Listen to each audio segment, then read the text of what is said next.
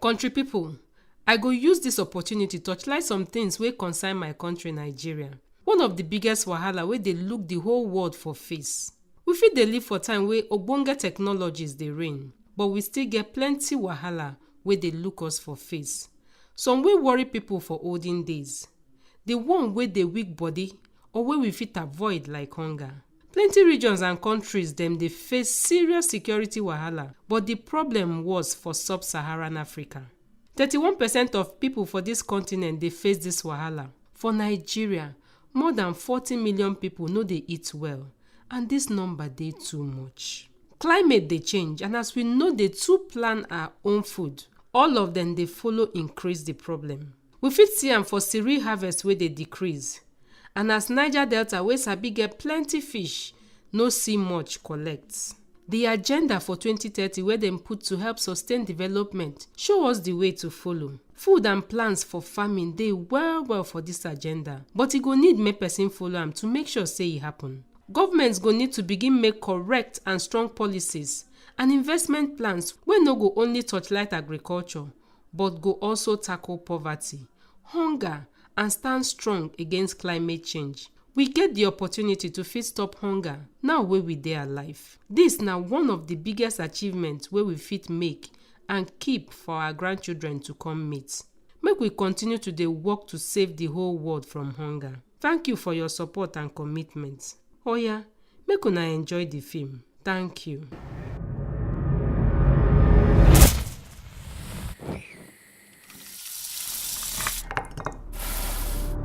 Food na life, food na party, food na our culture, and food dey inside everything wey we dey do. All our many party dem. Food na big thing for Nigeria. Most of our cultures and our traditions, when we born, when person die, different kind of party wey we dey do, food must follow inside. When you settle two people wey dey fight, you go make them chop from the same plate and drink from the same cup. Even how we dey take show people say we care for them and welcome them inside our house. If person come your house and you no give am food or something to drink, that one na strong message you pass give am. Food na im dey take whole community together. Na im be their all and all. Na im make for Nigeria, food be the most important part of our culture.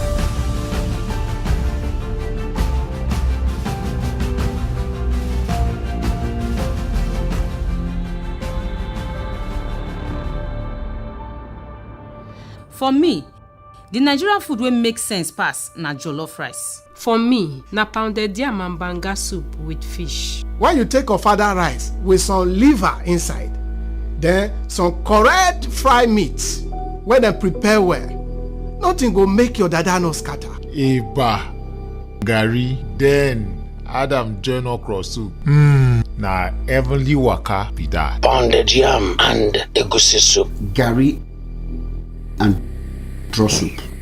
Ask any Nigerian who dey make the best jollof rice and the gist no go end. The matter dey usually end with Nigeria or Nigerian mama dem as the winner. But ask them wetin go happen if rice no dey or tomatoes to cook the jollof rice. Nobody go get anything to talk.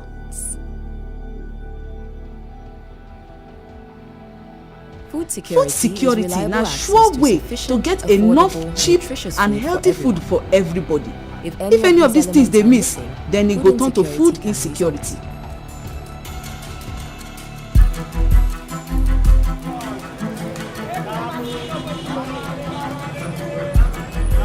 We don shift from 45 million for 1960 to about 193 million today. By the year 2050, we go don pass 400 million. This one dey scatter person brain. Traditional farming don suffer because of how weather dey change, old styles, and very big demand for food. For many years, the gap wey dey for production no dey show because of food wey we dey import. E con dey easier to dey import food than to dey produce. Na wetin dey kill agriculture be that.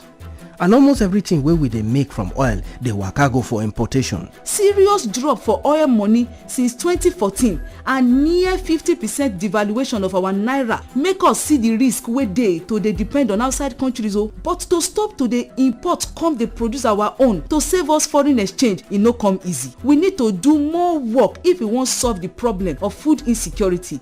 Education don turn dey very low, so I mean say e get plenty young people dem wey never reach 25 years.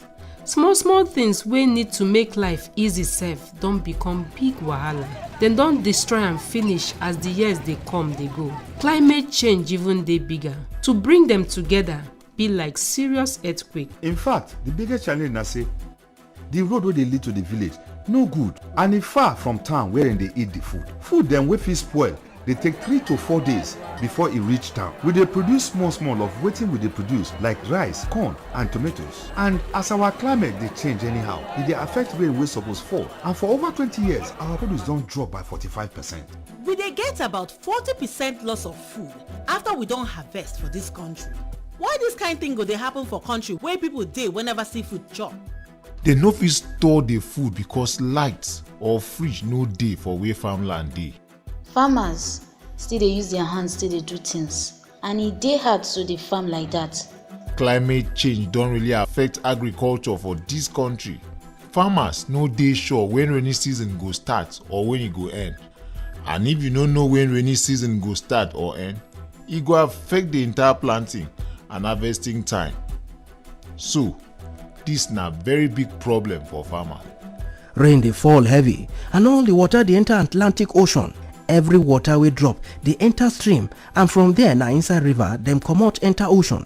Now the ocean no dey need water, na we need am o. If we channel water, we go fit move from 1 to double harvest every year. We no suppose to dey do things like this if we carry for mind how people dey born every day and the way we dey increase for this country. If we continue like this and dey farm like this too, no matter the quantity of wetin we dey produce, we no go get enough. The farmers too go need to wan learn. They must understand say this one no be like farming of before o. This one na new way of farming.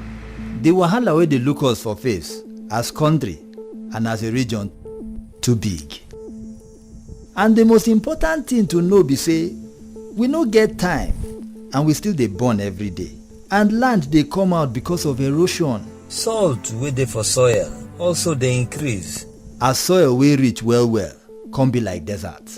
And as people come dey build for the land, all of them dey affect am too. Farmer for Nigeria today na small farmer. And also the farmer of tomorrow go still be small farmer. Small farmers go need to make money from any kind of farming wey dey happen for rural areas. If not, you go get big problem and hands no go equal. Nigeria na country wey already no dey equal, where top 1% get plenty money, and I believe say agriculture na opportunity for us to do the right thing. Small farmers no get the money wey fit the kind of work wey dem dey do to fit buy the correct quantity and quality of wetin dem dey plant so that dem go progress. We don try to find way to help small farmers get loan wey no go weigh them down. Before Babangona come to find loans for farmers, no be small work o. As people wey dey borrow money, the truth be say to borrow small farmer money no dey easy. But we fit reduce the risk as we don try over the last 6 years find way to collect about 99.99% of our money. Before dem come, I no fit farm up to 5 bags of my own, but now I dey harvest 20 to 30 bags. Egusi soup be like the combo of nuts and greens. E get correct face and dey make sense with enough fish, some crayfish and also meat. Sometimes na beef, chicken, enough fish and green leaf. Kai, egusi na ogbonge soup.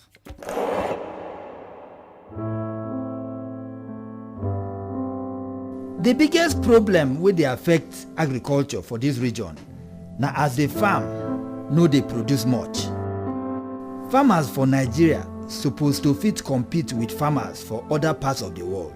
And if we check the main things wey we dey produce, farmer for Nigeria dey get up to 20% of farmers for other regions.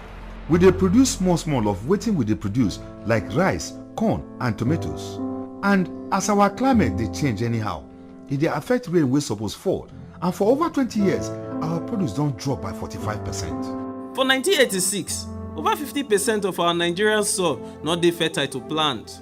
Soils dey die if you continue to dey plant for on top am. Yes, chemicals like fertilizer fit help, but they also fit to destroy the soil because dem dey act like salt.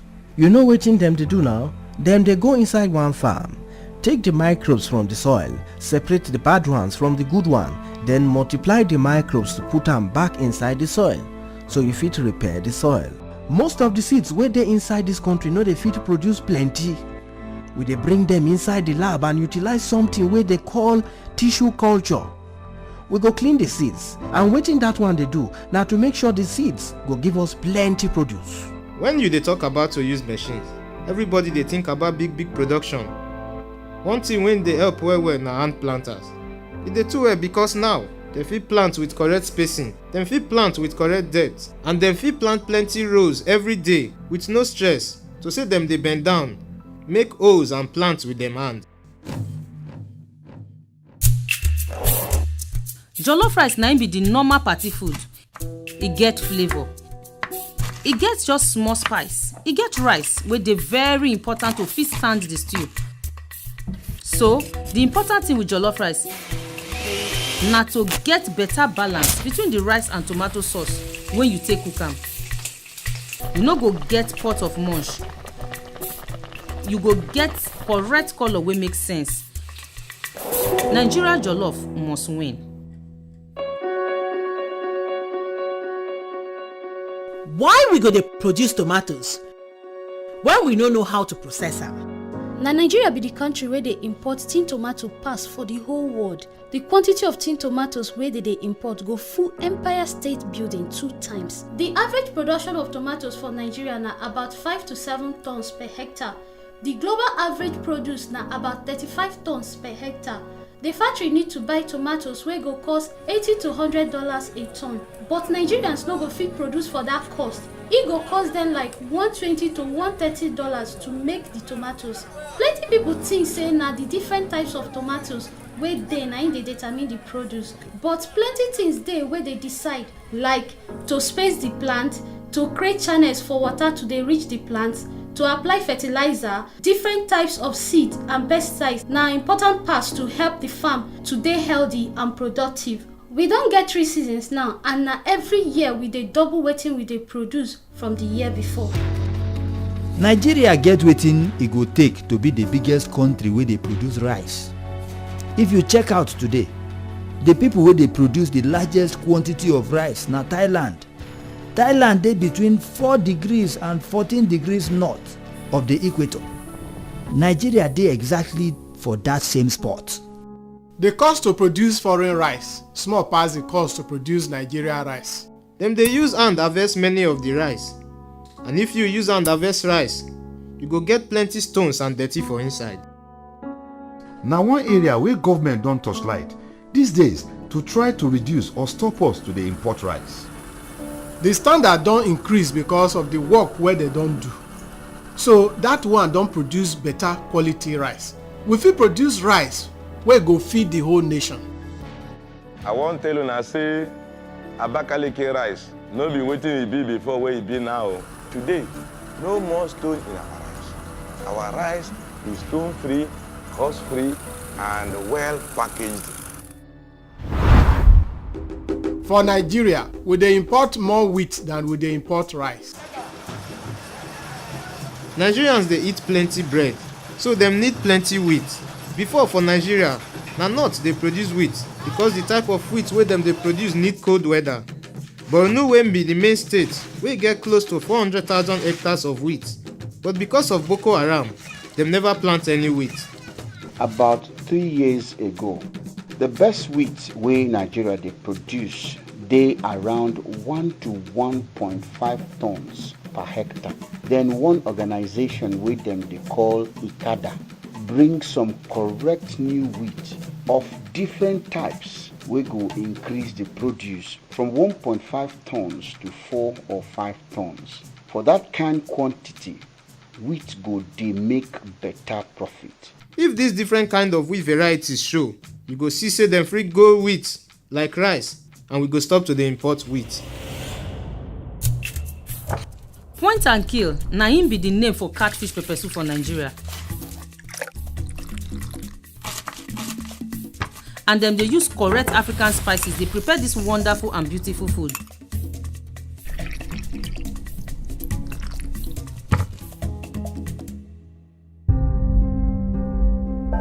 Na fish be the most food wey people from Niger Delta dey take get their protein. Fishermen wey dey for coastal water, dem dey face trouble with global warming and salinization of freshwater system.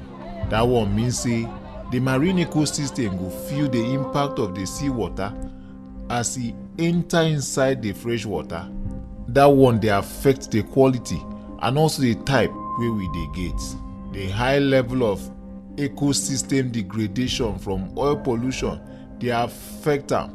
Before, people go fit go for the coastline, go mangrove, go harvest them, get very healthy food. Now, that one no dey happen again. Apart from that one, even the periwinkle dey grow well for the mangrove, and periwinkle dey very essential for the food system.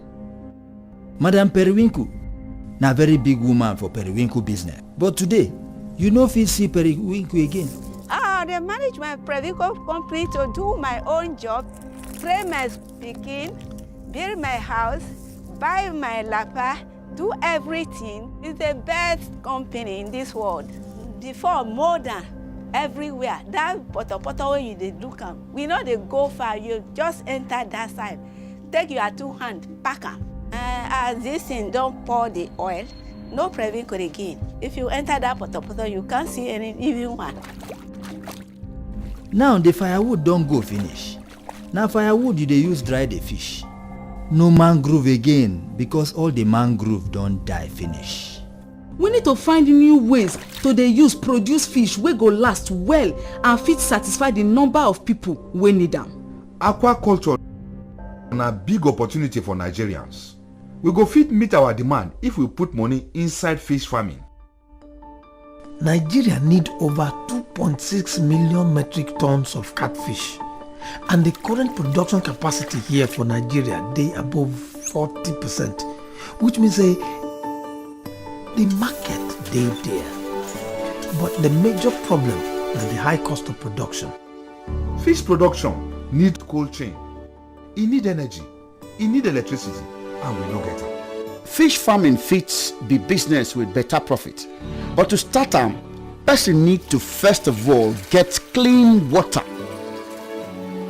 We suppose get where we dey store water for around streams. Fresh water. We get molecular filter now. E dey filter only pure water enter the place where we dey store the water. The most expensive thing for fish farming na the feed, especially if you buy the one wey dem import.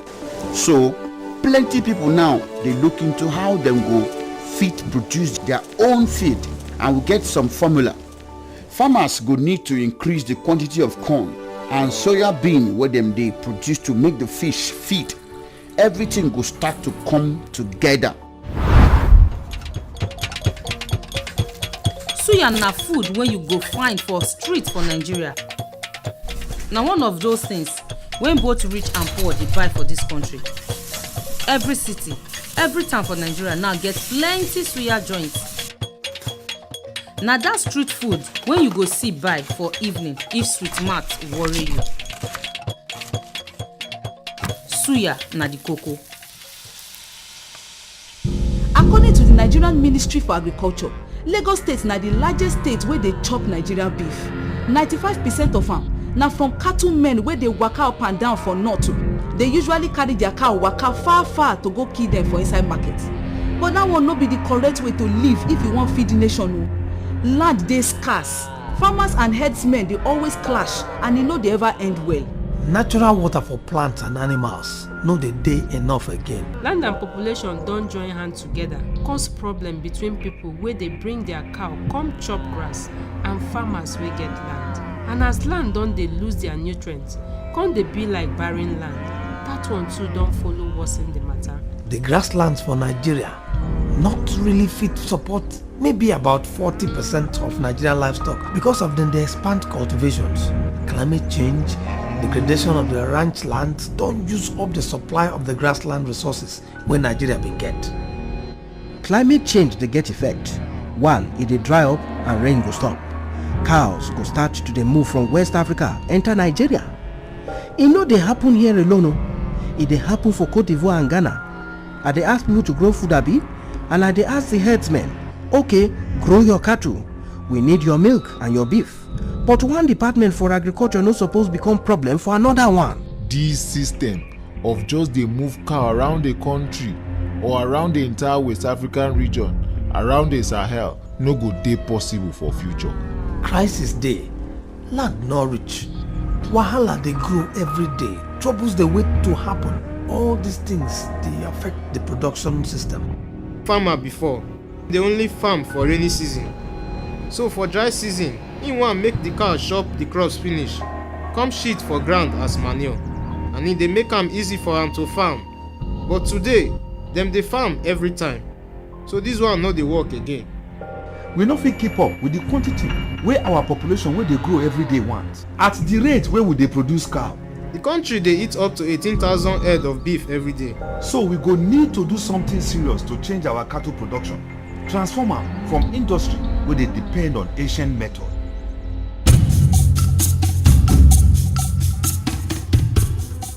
We dey consume plenty milk, 1 billion litres every year. If you ask people wey dey Lagos, e dey possible say they never take fresh milk all their lives. They dey only use the ones wey dey for tin, powder or liquid form. We no dey produce even 2% of the milk wey we need for Nigeria population. But if we fit improve that infrastructure wey connect people wey dey produce the milk and the people wey dey buy the milk, then you go see say the number of people wey dey prefer to drink fresh milk go increase. Local breeds fit produce up to about 1 litre every day. Your average Holstein Friesian cow go produce milk of up to 50 litres every day. To get higher production for your cow, you go need to feed them well. The solution to solve this problem na to bring feedlots to where Fulanis fit sell their cows.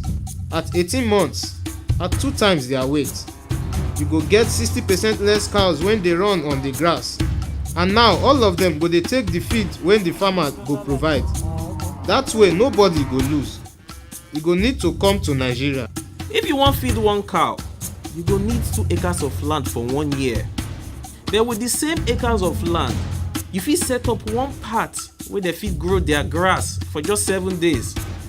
When they use this fodder system, you fit feed over 10,000 cows. So you go grow them for layers, so that when e don reach time for harvest, you go just roll am up, take am to the feeding area for the animals, then drop am and you don finish. Big Ogado for Yola dey try to change the way wey cows dey feed. We dey show you the correct way to feed animals.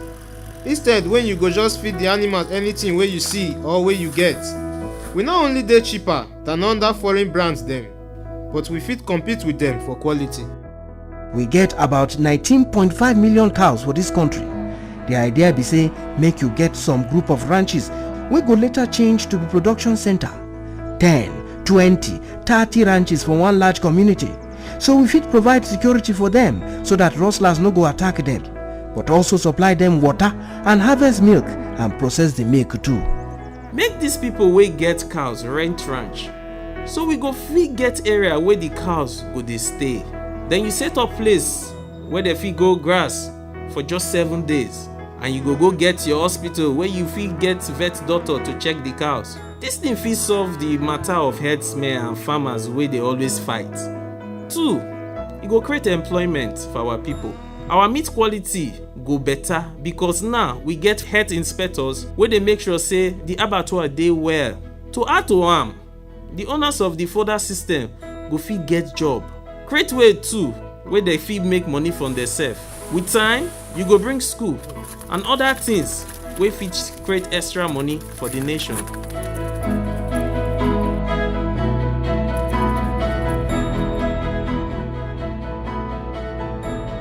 I assure you say nobody wey dey feed him cow there go move him cow comot from that area wey him know say enough food and water dey for the cows. Help farmers improve productivity.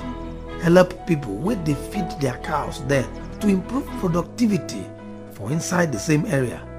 Share the benefits and share the resources. This way we dey create relationship where I need you and you need me, and we go fit stay together happily even for our different communities for the same Nigeria.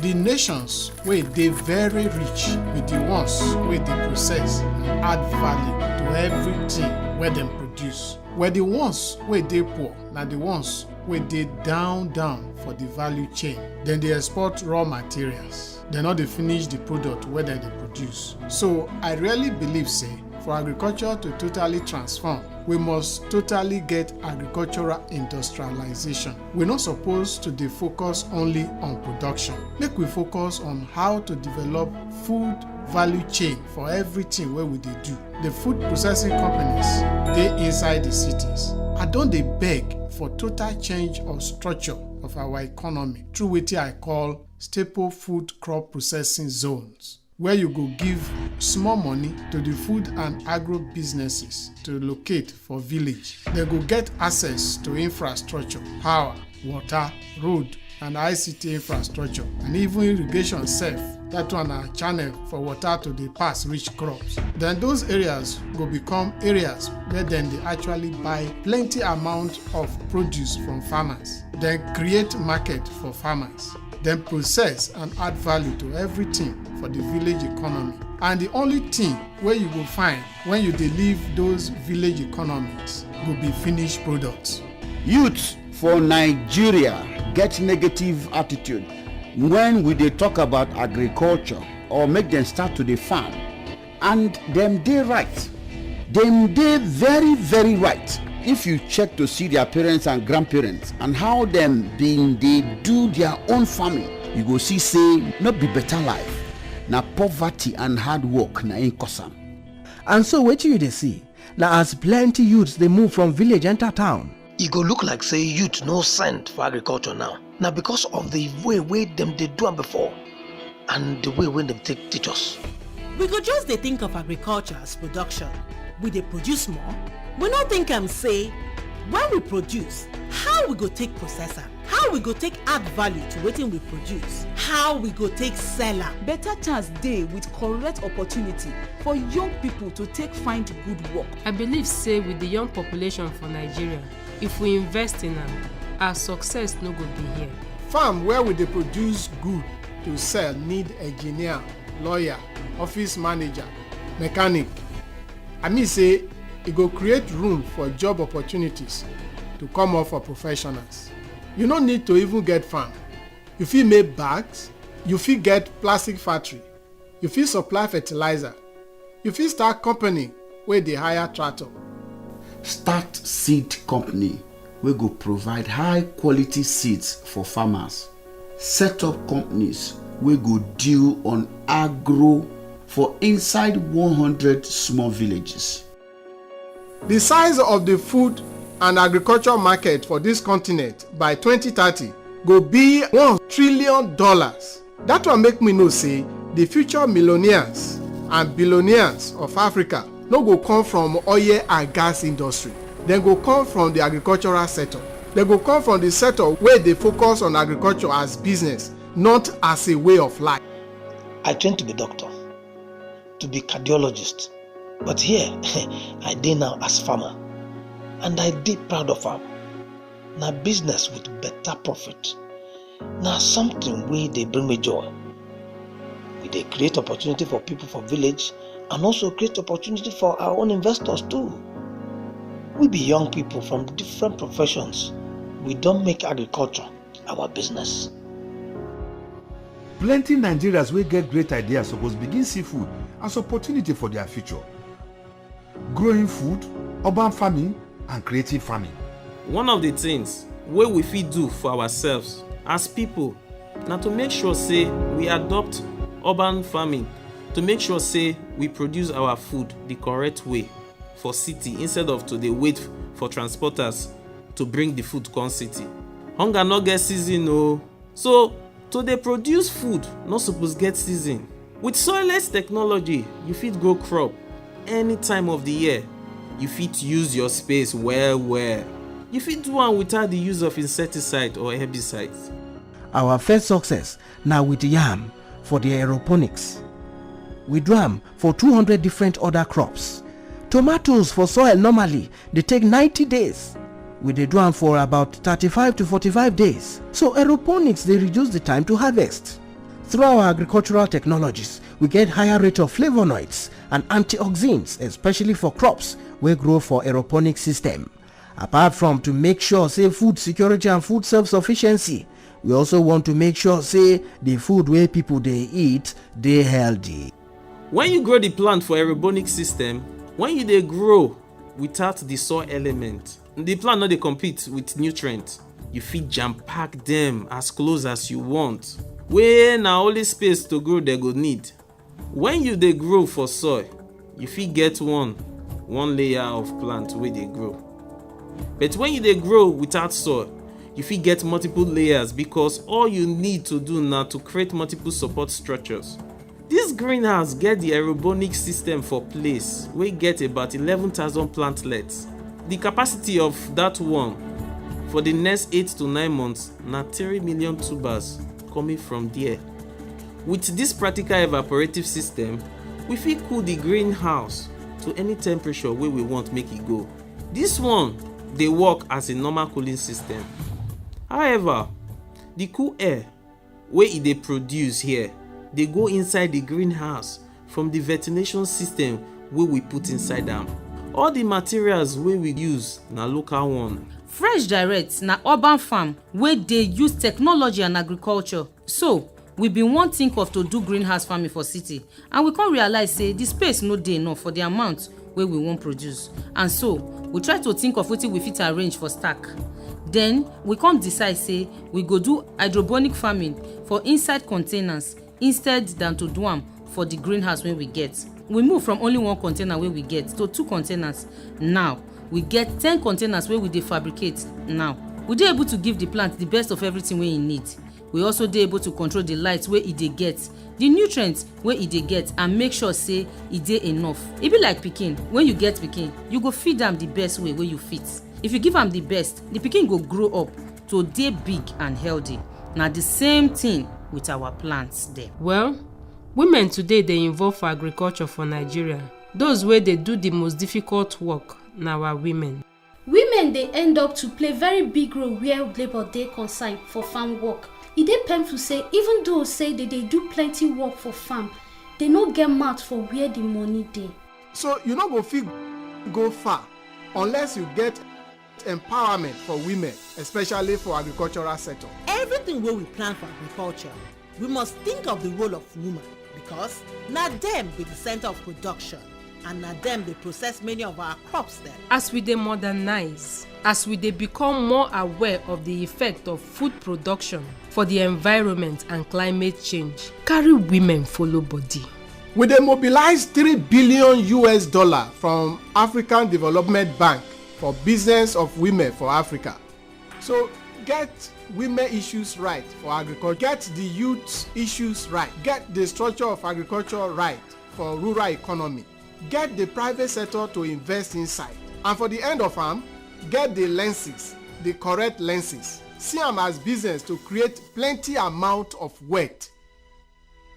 To get food security, we must dey climate resilient. Time no dey. We must make sure say everybody every day, no matter who or where, correct enough healthy food dey guarantee. Na shame say we dey import plenty of our food. We don too rely on top our money from oil and petroleum. So the solution na to dey self-sufficient. Nigeria need to act immediately. to address the wahala of food security. My major concern now, I'm worried now, whether we go act the correct way.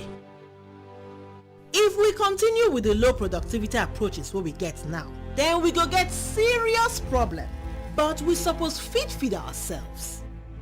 I believe say this matter no be just to dey produce food, na complete cycle. So wetin we need dey there, things like building, we fit see am use, where we go sell am dey, women follow for the matter, education join the matter reach where e fit empower people so we go fit enjoy to dey use am. I believe say na the problem be that. All these things dey connected. We no go always sit down dey wait for government to do the things for us. The people wey you dey call government no come to stay forever. When they finish, they go leave office. But to be citizen for Nigeria na for life. So except the majority gree to change, nothing go happen. Government no go help you make sure say you no waste food for your house. Government sef no go help you make sure say you do things wey go help your environment. Na only us fit do am. We live for country wey we go throway dirty for street, come dey complain say government no pack am. We need to start now to see am as serious opportunity, something wey dey give society value and solve all the ogbonge problems wey dey worry us. Because na wetin e be, na big challenge for our generation. For us to protect our ecosystem, to handle global warming, to keep our different food, we need to support agriculture wey dey work hand in hand with nature. The weather, the land, the people, the water all dey here. All we need do na to put am together and make am happen. If we put our mind inside, take our time, plan well and put eye for ground for wetin concern food security, to do wetin we suppose do. If we start now, we go fit do am.